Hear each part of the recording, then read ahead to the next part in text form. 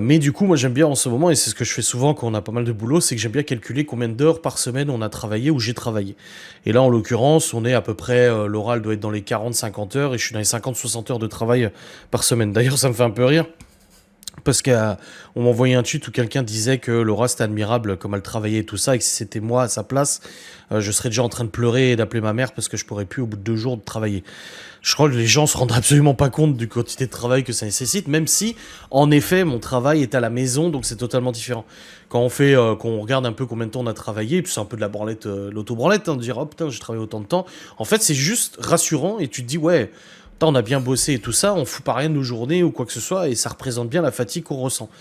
Et du coup, quand je fais les calculs et tout, je suis toujours au-dessus de Laura au niveau de temps de travail. Mais comme je dis à Laura, oui, mais je suis chez moi en fait, je suis à la maison. Donc c'est totalement différent que je fasse 60 heures, tout cumulé, une bonne partie qui est fait à la maison.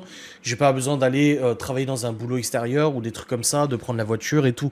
Donc c'est pas, voilà, c'est pas comparable, même si ça reste un travail quand même. Et du coup, on en parlait avec le père de Laura et je dis oui, bah la bourse gourmande, franchement, honnêtement, par semaine, je sais pas combien ça représente. Vu qu'on est à deux en fait, faudrait diviser qui fait quoi, machin. Tu vois, ce matin, hier, Laura a préparé quelques trucs. Ce matin, de 6 heures du mat à 9 heures du mat, j'étais en pleine prépa de brunch et tout ça, mais Laura m'a un petit peu aidé avant de partir au travail et machin et tout ça. Donc c'est un peu compliqué de dire, mais c'est pas la bosse gourmande qui aujourd'hui nous prend le plus de temps de travail. Du coup, on disait ça au père de Laura, et puis il y a le fait que Laura signe du coup son CDI, parce qu'en fait, depuis plusieurs mois, elle travaille pour un contrat